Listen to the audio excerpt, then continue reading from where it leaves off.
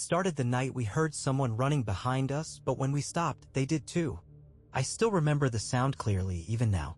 A heavy, staggered rhythm echoing off the pavement a few paces behind us. It wasn't loud, just off. Like it didn't belong. There's something about footsteps that don't match yours that makes your skin pull tight against your bones. Me and Chris had been doing these night runs for a couple of months by then. It started as a lazy New Year's resolution that we somehow stuck to. We both worked office jobs, spent too much time in chairs, and had identical complaints about feeling 30 at 27. So, every evening after work, we met up at the end of my street, laced up, and started jogging through our little suburban neighborhood. We live in one of those newer developments outside of town, planned communities with cul-de-sacs, ornamental trees, and names like Willow Creek Estates, even though there's no creek. At night, everything's dead quiet. Just porch lights glowing behind gauzy curtains and the occasional bark from a backyard mutt. It was peaceful in that eerily perfect way these neighborhoods sometimes are. At first, we stuck to the main roads. Well-lit, predictable. But routine has a way of turning into boredom, so Chris suggested we take the trail behind Southridge Park. It cuts through a strip of woods before connecting to a dirt path that runs past some old farmland. Abandoned mostly. A couple of leaning barns, overgrown fencing. The kind of place that makes you feel like you're trespassing even if you aren't. We weren't worried. If anything, we welcomed the change. The trail added just enough darkness and texture to the run to make it feel adventurous. And it wasn't like we were far from civilization. You could still see the glow of porch lights through the trees if you looked back. That first night through the trail, everything felt normal. A little colder, maybe? The path narrows once you hit the farmland, packed dirt bordered by waist-high weeds, a wire fence on one side, empty fields on the other. The moon was out, soft and silver, just enough to light our way. We didn't talk much, just ran. Our breaths came in synchronized puffs, shoes crunching softly beneath us. And then there were 3 sets of footsteps. I didn't notice at first. You wouldn't. It's subtle. But I caught it out of the corner of my awareness, a third beat, slightly delayed. I thought maybe it was an echo or maybe something weird with the terrain. But when we slowed to a jog to catch our breath, that third rhythm slowed too. I glanced at Chris. He was already looking back. You hear that? He asked, voice low. I nodded. Thought it was just me. We stopped. Silence. Just the wind whispering through the tall grass and the distant hum of highway lights somewhere beyond the tree line. Chris turned, scanning the path behind us. Could have been an animal. Big one, I muttered. We waited. Nothing. No sound. No movement. Just a long stretch of darkness and the faint silhouette of the tree line we'd come from. Let's go, I said, forcing a shrug. Probably just our shoes echoing weird. But when we started running again, the sound returned. A little faster this time. Still behind us. Still matching our pace. Chris slowed. All right, no, seriously. When we stopped this time, we turned fully ready to confront whatever it was.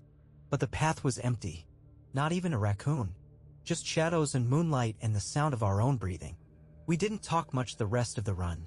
The next night, we took the same route. Maybe out of denial. Maybe we were just trying to prove to ourselves that nothing was there. That it was all in our heads. And for a while, it was fine. Until we hit the dirt path again. I noticed it first this time. A presence, not a sound. That strange internal tickle like when you're being watched. I tried to shake it. Kept my eyes forward. But something pulled at me and I looked back over my shoulder. There, maybe 50 yards down the trail, was a figure. Still. Not walking. Just standing. I stopped so abruptly Chris nearly ran into me. Dude, what? I didn't answer. Just pointed. It was gone. Chris stared for a moment, then gave me this look, half amused, half annoyed. You're screwing with me. I swear to God, I whispered. Someone was just there.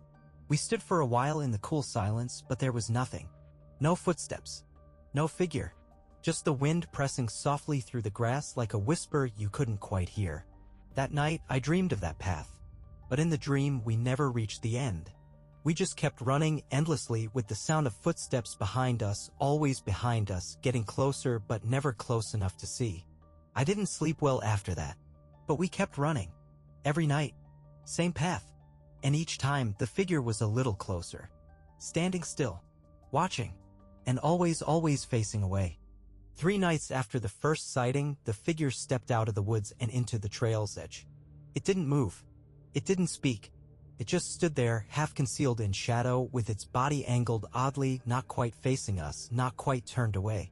And although it was too far to make out details, I knew it was the same shape I'd seen before. Broad shoulders. Torn clothes. A black hood pulled tight around its face, like it didn't want to be seen. Chris saw it too. We just cleared the wooded section of the trail when he stopped and grabbed my arm. "Tell me you see that." I followed his gaze. At first, I thought it was just a tree stump. Some old, rotted thing leaning at a strange angle. But then the shape shifted slightly, just enough for the moonlight to catch the ragged hem of a sleeve. We stood there for a while. Neither of us said anything. Neither of us moved. And the figure didn't move either. Eventually, Chris exhaled slowly and muttered, "Probably just a guy. Maybe lives around here." "Then why just stand there?" I whispered. "Why not say anything?" We waited. Nothing. Not a flinch. Not a sound. When we started moving again, we walked instead of jogged. I kept my eyes on the ground, trying not to look back. But I could feel it, that pressure between my shoulder blades, like something tethered to us was stretching tighter and tighter with every step. The rest of the run was quiet. But it didn't feel peaceful. It felt charged. Like the whole world had gone still, holding its breath. The next night, we didn't run.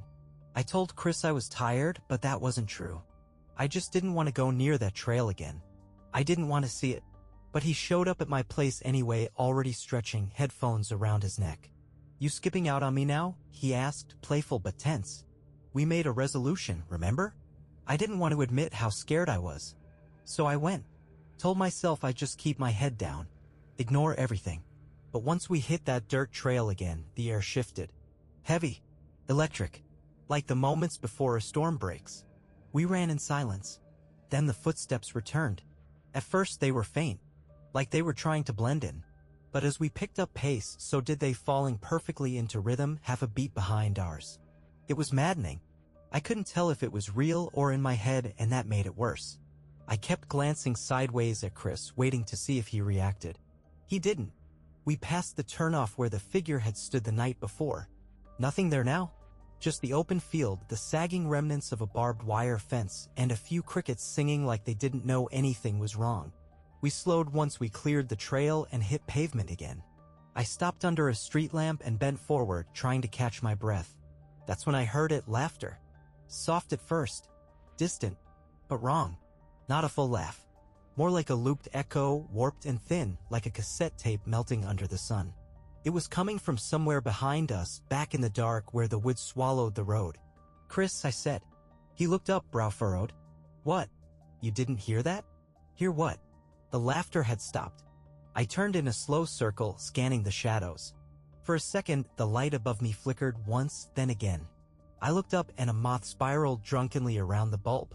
When I looked back, Chris was staring at me with a strange expression. "You good, man?" I wanted to say yes.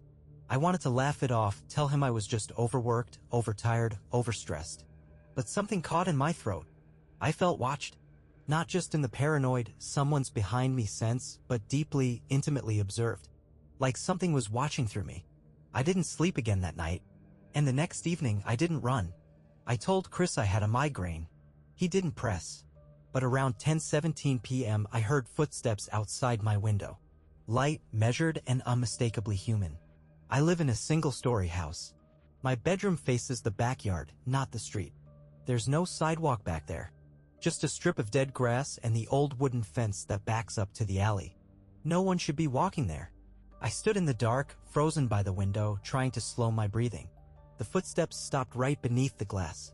Then silence. I stayed there, unmoving, for at least 10 minutes. When I finally dared to peek through the blinds, there was nothing there. But pressed into the dirt just outside the window were 3 perfect footprints. 2 large, boot-shaped ones. And a third, smaller print. Right between them. Facing the house. The following evening, I texted Chris and told him I wasn't coming. No excuse this time. Just a blunt, "Not tonight." I expected him to push back, that was his thing, always prodding me past my comfort zone, but all I got was a one-word reply. "Okay." I didn't know what to make of it. I spent that night inside. Every light in the house on, blinds drawn tight. but somehow the darkness still felt present, like it had seeped in anyway, through the walls, through the wiring. I kept hearing faint creaks and small thuds, the kind of old house sounds that never used to bother me. Now every one of them felt intentional, placed. Around midnight, I turned off the TV. My eyes were burning, and my chest felt tight, like something invisible had been sitting on it for hours. I got up to grab a glass of water and caught my reflection in the kitchen window. Only for a second, a flicker really, but I swear there were two shapes in the glass. One was me, the other was taller. Still, behind me. When I spun around, of course, no one was there. The next morning, I found my front door unlocked. I must have checked that lock 3 times the night before. I stood there staring at the bolt, heart pounding, willing myself to believe I'd simply forgotten. But I hadn't. I know I hadn't. Chris showed up at my house later that day. He didn't knock, just let himself in, which he never does. I was in the living room and heard the door creak open behind me. I jumped up, panic flooding in. But when I turned, it was just him, standing there in running gear, like nothing was wrong. "Dude," I breathed. "You can't just. Have you seen it again?" he asked. His voice was flat, not cold, not exactly, just muted, like he was forcing calm. I hesitated. "What?" He stepped inside and closed the door behind him. "The thing. On the trail." My mouth went dry. He hadn't said a word about it since that second night. I thought maybe he'd convinced himself it was nothing. Maybe I was the only one unraveling. But the way he looked at me, eyes slightly unfocused, lips chapped from stress, told me otherwise. "I saw it again," he said. "It's getting closer." I didn't say anything. There wasn't anything to say. The tension between us just sat there, thick and buzzing like a frayed wire. Chris looked around the room, like he half expected to see something hiding in the corners.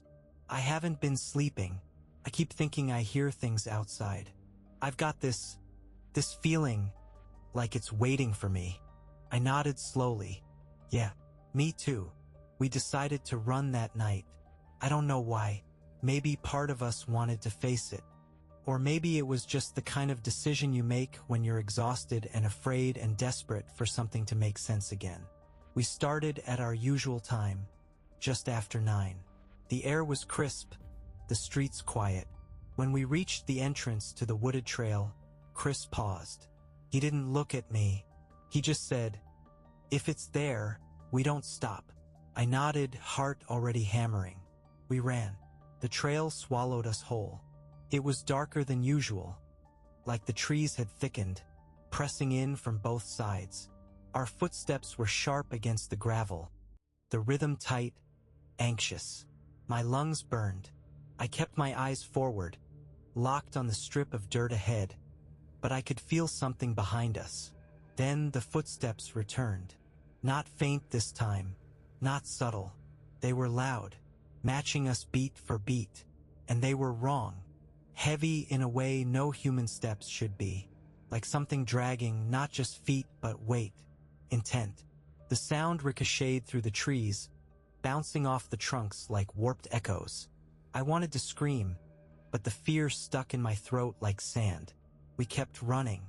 When we broke through the trees and onto the long stretch of dirt road beside the fields, I didn't want to look. I knew what would be there. I knew, but I looked anyway. Far down the path, maybe 60 yards ahead, stood the figure. This time it was in the center of the road, facing away, motionless, a black hood draped over its head, torn clothes fluttering in the wind, arms slack at its sides like it had been standing there a long, long time. Chris stumbled to a stop beside me. We didn't speak. We didn't move. And the figure didn't either. For a moment, all sound fell away, even the wind, even the crickets. It was like the world had gone hollow. Then the streetlight behind us flickered. Just once. A high-pitched whine filled the air, like distant feedback from an old TV. The kind you can feel in your teeth. Then the figure twitched. Not turned, not stepped, just twitched. A sudden jerk of its head, like something inside the body wanted out. Chris grabbed my arm. We go around. So we did. Off the path, into the high grass, skirting the edge of the field with the figure still standing there, frozen. I didn't look back, but I felt it turn. It didn't follow. But something changed that night. The next day, Chris didn't answer my calls. And the night after that, he was gone. I didn't see Chris for 3 days after that run. His car sat in the driveway. Porch light stayed on all night. I rang his doorbell the first evening, waited a few minutes, then texted, "You home?" No reply. The second night, I stood at his door with my knuckles raised and just couldn't knock. Something in me, something primal said don't. I left without a sound. By the third day, the silence was too loud to ignore. I called his job. They said he hadn't shown up since Monday. No notice. No word. Just disappeared. That same day, I finally worked up the nerve to go inside. His front door was unlocked. That's the first thing that chilled me. Chris always locked up. Even when we just step out for a short run, he'd double-check it. I opened the door slowly, expecting the usual disarray, running shoes kicked off in the entryway, that faint smell of detergent and coffee. Instead, I was hit with something sharp. Cold. Like the air hadn't moved in days. "Chris." I called out, voice thin and dry. No answer. I stepped inside. Every light was off, but the curtains were wide open, letting in that strange gray wash of late afternoon. Dust hung in the air like it had been waiting. His phone sat on the coffee table, screen dark. TV unplugged. The couch pillows all perfectly aligned. It was like someone had tried to stage a version of his life, one they didn't fully understand. I found his bedroom door slightly ajar. Inside, the bed was unmade. Covers bunched to one side, pillow crumpled. On the nightstand was a glass of water, untouched, and a single page from a notebook torn roughly across the top. I picked it up. There were only 5 words scrawled in a hand I barely recognized. "It stands behind the mirror." I stared at the note until my pulse drowned out every other sound. Then I dropped it and backed out of the room, heart hammering against my ribs like it wanted to escape. I didn't sleep that night. Didn't even try. I sat on my couch with the lights on, staring at the reflection in the dark screen of the TV, waiting for something, anything, to move. At 3:12 a.m., my phone vibrated. Blocked number. I answered without thinking, barely whispering, "Hello?" Nothing. Then static. A long, drawn-out hiss, almost like breathing, filtered through the speaker. Then a sound that made my skin crawl, the same warped laughter we'd heard in the woods. Thin. Artificial. Like it had been recorded through broken teeth. And then a voice, low and grainy. "It's closer than you think." I ended the call. Threw the phone across the room. The screen cracked. The light stayed on for a moment, then flickered out. I sat there in silence, barely breathing, trying to piece myself back together. In the days that followed, things got worse. Electronics started acting strange. The microwave turned itself on at 2 a.m., just the clock light flashing, but no sound, no heat. My bathroom light flickered whenever I passed by the mirror. Once, the ceiling fan spun violently even though the switch was off and the cord unplugged. And always I felt watched. Even in my own house. Especially in my own house. There were small things at first. Shifts in the shadows. The faint sound of footsteps in the attic, even though I don't have an attic, just insulation above the ceiling panels. Then there were the mirrors. They started to warp. Not physically, not like in a funhouse, but perceptually. I'd glance at them and catch angles that didn't exist. My reflection would linger half a second too long. Sometimes it blinked before I did. Sometimes it didn't blink at all. I covered them. Every one. But that didn't help. Because now the reflections were seeping into other surfaces. I saw movement in my TV when it was off. In the screen of my phone even after it died. Once in the window, I caught a shape standing just behind my shoulder, tall, motionless, cloaked in a black hood. I spun around so fast I knocked over a lamp. Nothing there. But when I looked back at the window, I saw the faint imprint of a hand on the glass, not from the outside. From the inside. I started leaving the house during the day. Sitting in coffee shops for hours just to avoid going home. But even then I wasn't safe. I'd catch sight of things in peripheral vision. Shadows lingering too long. Shapes reflected in darkened screens. Once, while sitting near the cafe window, I saw someone standing on the far side of the street. A hooded figure. Torn clothes. They didn't cross. They didn't move. They just watched. That night, I got another message. No number. No contact name. Just 5 words, same as before. You already let it in. I didn't sleep. Didn't even try. Because the moment I closed my eyes, I knew I'd see it standing at the end of the dirt trail, back turned, waiting for me to run again. I didn't know it was possible for silence to have weight until that night. Not the comforting kind of silence, not the kind you get on early winter mornings or deep in the woods with snow underfoot. This was something else entirely, a thick, pressing void that muffled the world around me. Not a single dog barked. No crickets. No hum of passing cars. Even the wind, which usually brushed against the trees behind my house, had stopped. The silence felt manufactured, like something had turned the volume down on reality. I noticed it just after 10 p.m. I'd been pacing the house, every light on, the TV streaming some pointless late-night rerun just for the sound. But the sound had cut out. Not gradually, instantly. A clean severance. The image still played, but the audio was gone. I tried flipping the channel. Nothing. I tried my phone, no service. The lamp beside the couch flickered once, twice, and then the bulb popped with a soft hiss of smoke. And then I heard it. Breathing. It wasn't mine.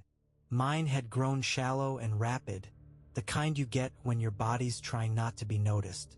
But this was low, steady, deep, as if drawn through lungs far too large for a human chest. I turned slowly. The sound was coming from behind the bathroom door. I didn't move. I didn't breathe. I just stood there, heart pounding, eyes fixed on the thin sliver of light glowing beneath the frame. But the light was wrong. It pulsed, like something alive. With every beat of that too-deep breathing, the glow flickered, swelling and shrinking. I should have left. I should have run out the front door without even locking it behind me. Instead, I stepped closer. The bathroom mirror was covered, like all the others. But the cover, a dark sheet duct-taped along the top edge, had started to peel. I could see just the faintest edge of glass. As I stood outside the door, the breathing stopped, and the silence returned, heavier than before. I reached for the handle, but before I could touch it, I heard a soft tap from the other side. Just once. Fingernail against mirror. Then again. And again. Slow. Deliberate. I backed away, and that's when my phone lit up. On the floor across the room, where I had thrown it 2 nights ago. The screen was cracked, battery long since dead. But now it glowed, showing a new message. Come back. It's waiting. The sender, Chris. Only it wasn't his number. I stared at it for a long time before picking it up. The screen shimmered faintly, even though the cracks distorted half the letters. I tapped to open the message. A second one had arrived. Don't look into the glass. I dropped the phone. I didn't sleep at all. Not even on the couch. I sat by the front door with a kitchen knife in my lap, knowing full well it wouldn't help if something really came for me. But it made me feel better. Just before dawn, I finally dared to walk to the bathroom. The door was ajar. The light inside was off. The mirror, uncovered. The duct tape lay curled on the floor like shed skin. I didn't look. Couldn't. I just reached in, slammed the door, and covered the mirror again. This time with 2 layers and a towel beneath the sheet just in case. I didn't know what I was keeping out, or in, but I knew something had changed. Something had gotten through. That same morning, I got a knock on the door. It was Chris's sister. She looked pale, shaken. She told me he was missing, had been for almost a week. I tried to explain we'd seen each other recently, but when I gave her the dates, her expression shifted from confusion to concern. You saw him after he disappeared? She asked, voice quiet, cautious. I nodded slowly, and then she said something that chilled me more than anything else up to that point. His phone was found on the side of the dirt trail, the one behind the old farm, face down in the mud. Battery removed. I didn't answer, couldn't, because suddenly the messages made sense. They hadn't come from Chris. They'd come from wherever his phone had been left. That night I dreamed again. Only this time I wasn't running. I was standing in the middle of the dirt path. And the figure, the one in the torn clothes, black hood covering its face, was facing me now. But there was no face beneath the hood. Just a perfect, warped reflection of my own. I stopped running. Stopped going outside after sunset. Stopped answering unknown numbers and stopped trusting the sound of my own name when I heard it faintly, as I sometimes did now, echoing from empty rooms. It would rise up like static between walls, spoken in my voice but not by me. A mocking echo, a trap laid by something patient. After Chris's sister left that morning, I spent an hour staring at the kitchen wall. I don't remember breathing. I don't remember moving.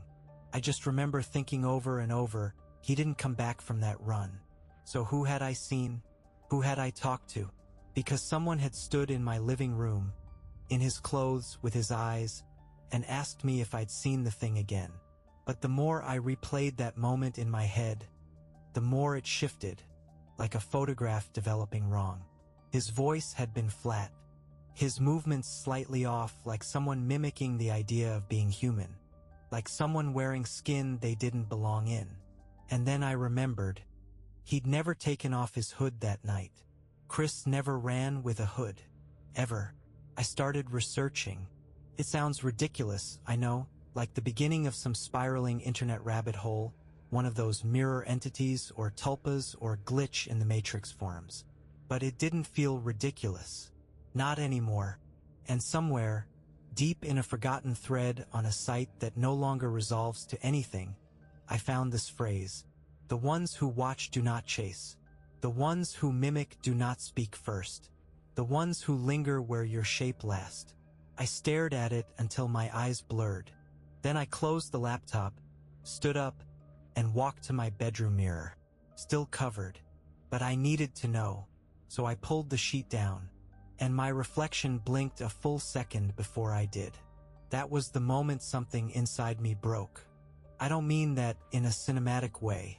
I mean something literal, a snap in the brain, a clean split where reality had been holding itself together by threads. And now the thread was gone. I felt it like you'd feel the tearing of skin. Sharp, quiet, irreversible. I stood there, staring at my reflection. It stared back. Same eyes, same posture, same clothes. But different. Too still. Too knowing. I raised my hand slowly. It mirrored me, but not perfectly. The fingertips were delayed. Half a second. Like it was struggling to keep up. Or like it wanted me to notice. I backed away, heart slamming against my ribs. In the hallway, the bathroom door creaked open by itself. Just a few inches. Just enough to see that the light inside was on. Flickering softly, like a pulse. I didn't go in. I left the house instead. No shoes, no phone, no jacket. Just the keys in my fist and a buzz in my ears that wouldn't stop. I drove. Didn't matter where. I just needed to move. I ended up back at the trail. I didn't mean to go there. Not consciously. But something in me must have been pulled to it. Drawn to the source like gravity. The trees were darker than I remembered. The air felt off, warmer near the ground, but cold at head height, like the temperature itself had been rearranged. I stepped onto the trail. Crunch of gravel underfoot. No footsteps echoed mine, not yet. I walked slowly, past the split in the path, past the wire fence with the sagging posts, past the field where the figure first appeared. It wasn't there, but I felt it. Close. I stopped when I reached the place where I'd last seen it, standing with its back to us in the center of the path. I tried to breathe, but the air felt thick, heavy with intention. Then the streetlights in the distance flickered, and I heard the laughter again. Not distant this time. It was inside me. It filled my head like a scream swallowed into a smile. I fell to my knees, clutching my skull, squeezing my eyes shut. But even in the dark behind my eyelids, I saw it. The figure, but closer now. His hood had slipped halfway back, and what I saw beneath wasn't a face. It was a mirror, a perfect, silent pane of glass, warped at the edges like a funhouse reflection. My face in it, but wrong. My mouth moved even though I wasn't speaking. My eyes blinked out of sync, and in the reflection, something stood behind me. I opened my eyes. The trail was empty, but the buzzing in my ears was louder than ever. It wasn't sound anymore. It was a signal, a code pressed into my mind like a brand, a message I couldn't unhear.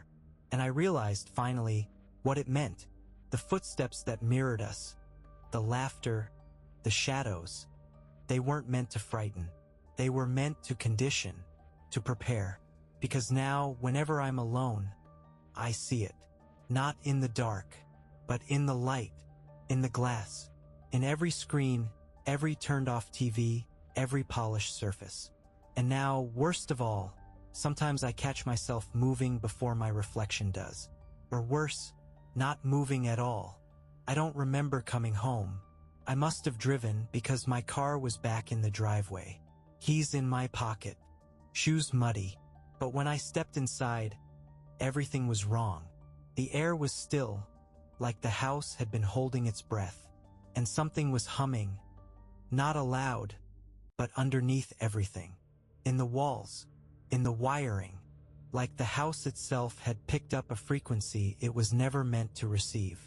I walked through the room slowly, afraid to touch anything, like I was a stranger in my own space. The lights were on in every room, but the shadows still felt thick, like they hadn't been pushed back far enough. Then I heard it, a quiet knock from the hallway mirror, just once, followed by a long, dragging sound, like nails tracing the glass from the inside. I didn't run. I should have, but I didn't. I walked toward it, breath shallow, throat raw, heart hammering so loudly it felt like it might shake something loose in the ceiling. The mirror had become different, not cracked, not dirty, just deep. Like if I reached out, I'd sink through it. And there I was, my reflection, waiting. But I wasn't alone. Behind me in the glass, and only in the glass, stood the figure. Its hood was down now. Its face was a blur. Not like static, but like memory, like when you try to picture a dream and the harder you focus, the fuzzier it gets. Except this blur pulsed, shifted, almost as if it was choosing which face to wear next. I raised my hand slowly. The reflection hesitated, just slightly.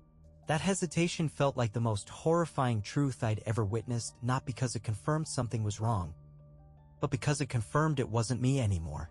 It hadn't been for a while, and I know it had been practicing. All this time. Each night it stood at the end of that trail, just a little closer, it had been watching, mirroring, learning, waiting for the moment I stopped looking over my shoulder, waiting for the moment I forgot to lock the door, waiting for the moment I finally saw my own face in the glass and didn't notice that it blinked before I did, or smiled after I stopped. And now it doesn't have to wait anymore, because something has stayed, not out on the trail, not behind the trees. Here, in my home, in my mirror. I tried covering them again, but it didn't help, because now it doesn't need them. I see it in the shine of a doorknob, in the surface of my black coffee, in the dull reflection of my laptop screen when it's asleep.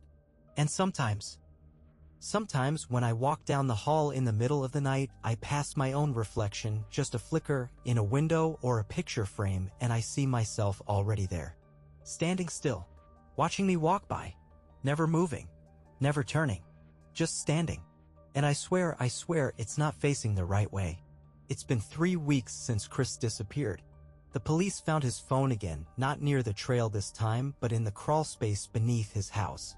Face down, battery removed, just like before. They haven't called me for questioning, haven't connected me to it. Not yet, but I think they will. Soon.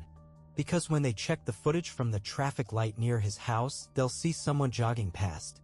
Same shoes, same hoodie, same gait. But it wasn't Chris. And it wasn't me. It was the thing that mirrored us for weeks, steps in sync, laughter behind trees, reflections that moved too late or too soon or not at all. The one that wore our shape last. And now, I'm not sure how long it's been in here, or if it ever left the trail, or if I ever did. I just know the silence in this house feels heavier now, as if something is pacing quietly behind a wall too thin to hold it back much longer. And when I look in the mirror now, I don't wonder if it's watching me. I wonder who I'm watching, because sometimes late at night the reflection blinks, and I don't.